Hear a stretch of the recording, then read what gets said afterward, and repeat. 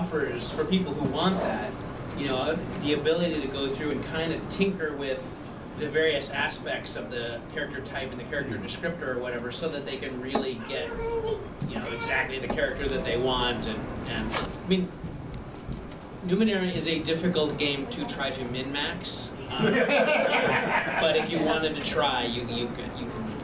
Yeah, we've heard some players, you know, we keep trying to say, like, character creation actually happens mostly at the table, right? Because of the ways that you get XP and the ways that you change your character, and because it's sort of storytelling based. So you watch players sort of develop their characters' interests, and that guides their skills. And so players who want to sort of min-max before they get to the table, I think, are one group who is struggling with it, and who either, I think, eventually sort of get there or decide that they want to play something else. You know, it's totally good.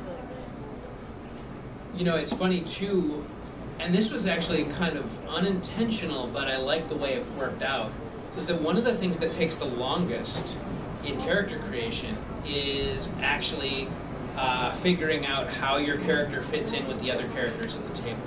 And I say that because that is actually a part of character creation. It's written right into, for example, your focus, that, you know, if you've got some kind of special power, it might work differently on another person in the group, and, you know, so you've got to pick who that is and why that is, and all of a sudden, you know, the two of you are talking, and you're working out some kind of joint backstory or something like that, and it just happens so naturally. But it takes a little bit of time. But I think that that's very well used time, right? So that you're not just sitting down and just saying, well, you know, I'm playing this guy, and I don't know who the rest of you are, and it doesn't matter, and you know, it does matter. So I like that. Now that I have seen that in play, I would put something like that into any game that I designed, regardless of genre or type, because it just so naturally encourages. You know, it's weird to me that sometimes games are designed that to the point where they almost discourage people from actually talking to each other. And, you know, role-playing games are all about talking to each other, so the more we can do to encourage that, and, you know, making people so that they form sort of joint ideas and backgrounds and things like that, and backstories, I think is a good thing. Especially, like, someone like myself, I'm incredibly shy, so I hate those things that are like, pick a person you don't know. But I also know it makes me a better gamer. It makes me more willing to get involved with the group. And so every time that happens, I sort of curse Monty for a little while and realize that it's actually making it a better game. I'll tell you what, this definitely interests me, the way you have described this setup, because most of these people in here, you know, half of the people that are sitting here, I've been talking to about Dungeons and Dragons for 15 years, and they will all tell you they've never played a game of D&D with me because I dropped the game a long time ago. I played the original Red Book. I played Dungeons and Dragons when I was a kid. When I did play AD&D, it was 2nd edition, and when the 3rd edition rules started to come out, and the things that you've been discussing with the, you know, endless tinkering and the code hacking of trying to, you know, you have to come to the table with each player has their own paralegal, which rule book you need to get a particular situation. Where's Ian? And when that happened, I dropped the game like it was poisonous, and I've never looked back at it. And because I loved the story driven, and it was the way I played. I was a GM when I played, and once that was what the game turned into, and I realized what kind of hurdles I had to jump over to get a game started at all, I'm done. And this is much more reminiscent of what I was familiar with when I enjoyed it, and definitely looking forward to it. Cool. Awesome. Yeah. I'm really hoping Numenera gets rid of what I call player drama. You know, I played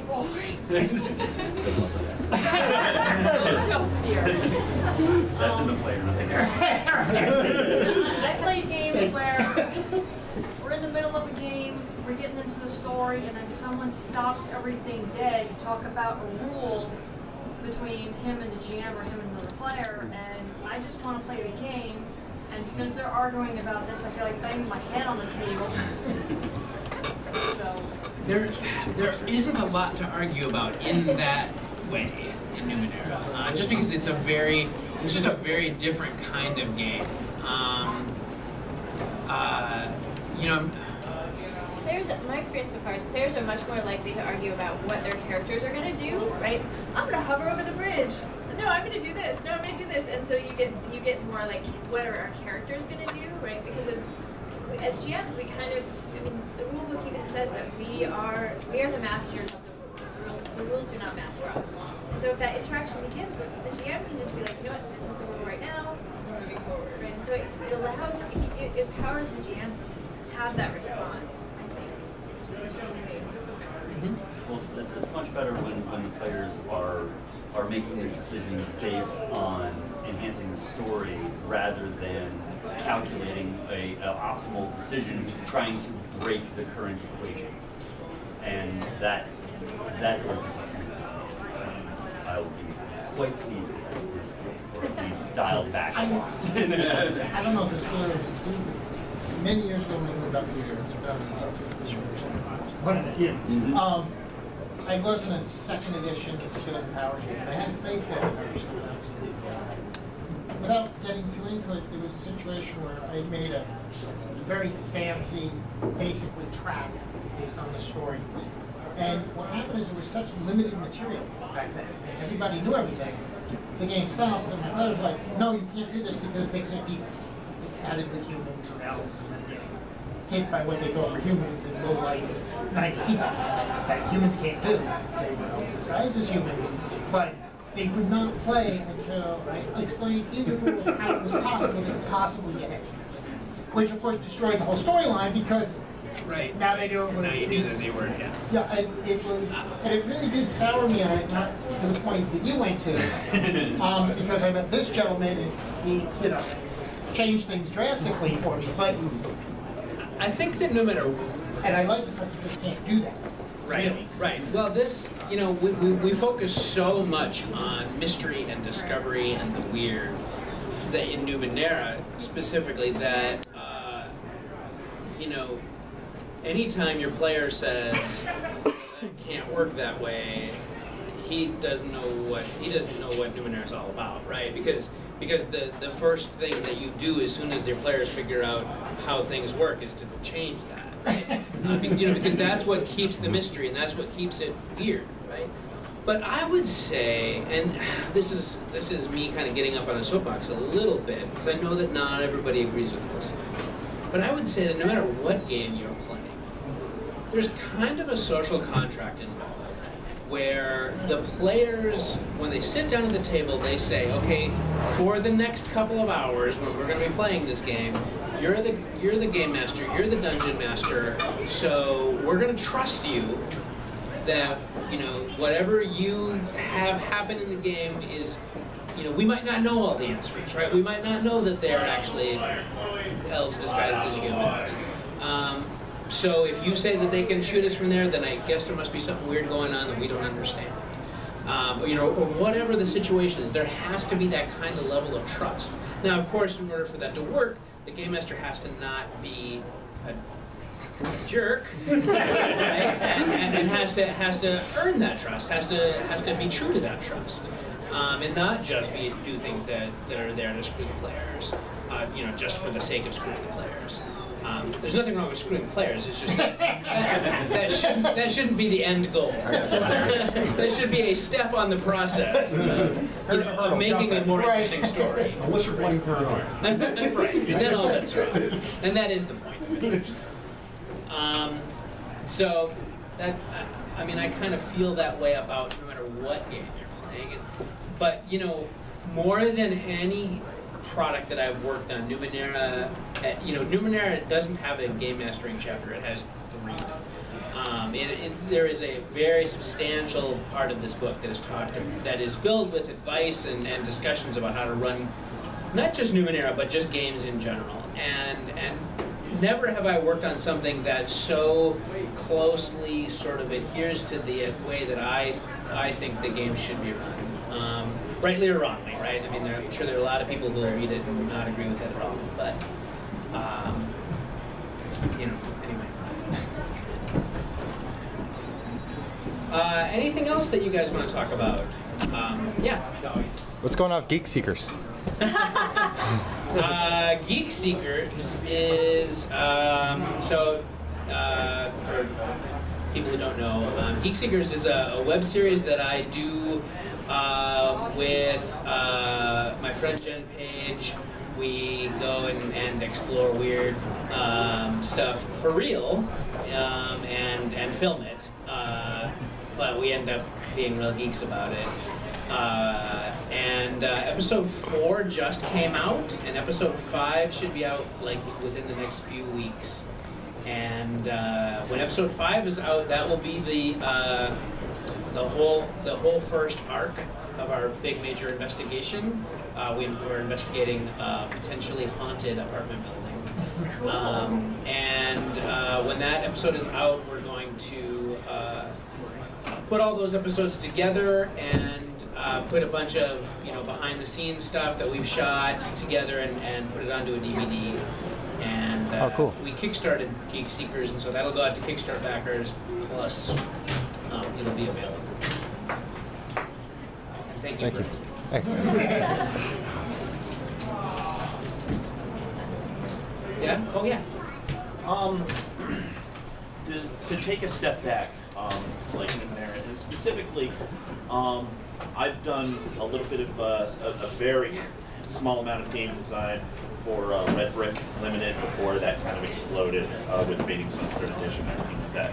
I was really interested in the thought process behind Numenera because currently I feel there's a lot of what I call narrativist games out there, like with Fate and all the variations of that. Did any of that influence you with Numenera? Did you feel that you were drawing even slightly from that tree, or was the thought process for you entirely separate? I think it might be, while there was some influence there, I think it's mostly sort of a parallel evolution kind of thing, because like I was saying earlier, in so many ways, Numenera really is, for me, a return to the way all games used to be played, in the late 70s, early 80s, where everything was sort of story-driven. I think, as I said before, I do think that there is a trend, particularly among indie game designers and smaller press stuff, to produce more narrative-driven, story-driven games. And I think that that's just simply a reaction to the fact that the biggest games out there are not that. As I'm sure we all know, there's going to be a new edition of D&D coming, and it is very likely that will become, it will move down the spectrum a little bit more toward that kind of storytelling, but it's going to be nowhere near a lot of the Fate and Numenera and those kinds of things. And Pathfinder, I'm imagining will probably stay Pathfinder, and those are the two big games. So we're still going to have a lot of these sort of rules-heavy, tactical-heavy games that are going to be out there. So it just feels sort of natural, I think, that if you were going to design a brand new game, and why would you design one that is just like Pathfinder or just like D&D at this point? So I do think that we will continue to see the trend, and what's really interesting about that, I think, is that the different ways that people can take that idea, because in a way, like I said earlier, I started playing D&D back in '77, 77, and that was the way we played D&D. It was very, very story based, but that was because that's all we had, and there weren't thick, heavy mechanics and stuff like that. So that wasn't, even for people who wanted that kind of experience, that wasn't available. And now that we've kind of seen that, and now those of us that have chosen to kind of go back or to go in the new, more narrative way, you know, we're coming at it with 30 years of more experience, right? So there's a lot of people developing a lot of really interesting stuff. Robin Laws's Gumshoe system is very interesting, right? Fate is very interesting. Right, and then there's the whole old school Renaissance thing going on with like Lamentations of the Flame Princess and other games, which also are kind of trying to go back to the older way of playing. You know, there's just a lot. It's a very, very interesting time to be a role-playing gamer. I think there's a lot of really cool, innovative options. I'm just curious. Have you ever heard of the system Burning Wheel? Yeah. And I feel like it kind of mixes the story heavy and mechanics heavy. How do you feel about it? It does. You're right. Burning Wheel also does an interesting thing, which I sort of thought about with Numenera, but ultimately didn't go in that direction. Where Burning Wheel is a very collaborative game. Basically, the entire group sort of almost works together to create the setting and the world and the campaign and everything, much more so than a game like D&D, or much more so than a game like Numenera. I chose intentionally to keep the more traditional roles of player and game master, and in fact, I sort of intentionally made it so that those roles are, those roles in some ways are even closer to their platonic ideal. And here's what I mean by that. Rather than, if I wanted to give the players more power in a game, I can do basically one of two things. I can do what something like Burning Wheel or a lot of other games do, which give the players more agency, more control over the world, right? By that I mean like empowering the player to say, you know, oh, well, you know, I was in this town once before, and there's a, you know, a healer, you know, in the next street over, you know, and giving the players that kind of ability to kind of shape the world. Could have gone that way, didn't. What I decided to do instead was give players more control over their own character. And so, for example, in Numenera, there is this concept of effort, where you decide how important a particular task is to you. It's not all random. The example that I always give is, let's say you've got a character who picks locks, and that character, you know, in most games, sort of has some kind of chance, you know, a bonus on the die or whatever, some amount of skill to pick a lock. And whether or not he can pick that lock, any lock that he comes onto, is based on his skill, and it's probably based on the difficulty of the lock. What isn't figured into that is the urgency of the situation in most games, right? So whether I'm trying to open up my mom's car door because she's locked her car keys in there once again, right? Or whether I'm in Barad-dûr and Sauron himself is chasing me down and I need to get out of this locked door right now, right? You know, my chances of success don't change, except for, you know, whether the lock's perfect. In Numenera, you have the ability to use effort, which is a limited resource. It draws upon your stats.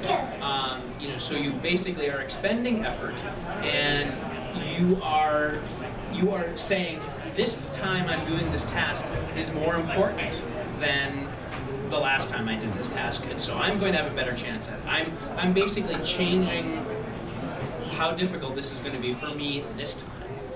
And so that's, you know, because I think that's actually kind of the way life works, right? I mean, you know, you're really going to pay attention to something, you're really going to focus your effort on something. So that's kind of what I mean by like the player actually focusing more and become on the role that the player has on the table. Meanwhile, the game master, if you look at the game master as the guy who's kind of facilitating the story, who's kind of guiding the story along, then he is in Numenera, he's empowered through the things we were talking about before, the GM intrusions and the fact that he's not paying attention to a lot of stats, not rolling a lot of dice, not rolling anything.